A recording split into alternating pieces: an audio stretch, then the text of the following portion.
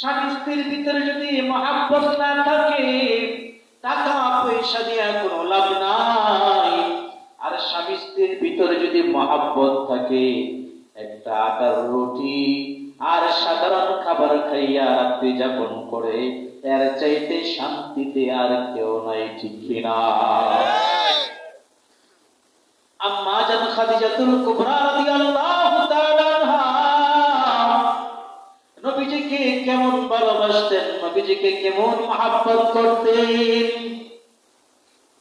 নবীজি দিনের দাওয়াত দেওয়ার জন্য বাহিরে চলে যায়। আম্মা জান খাদিজাতুল কুবরা অপেক্ষা করে, টেনশন পেরেশানি মুখ করে, না জানি নবীর সাথে বেঈমানের দল কেমন আচরণ করে। নবীজি যখন জাবালে রহমতে ধ্যান করার জন্য যায়, অনেক দীর্ঘ রাস্তা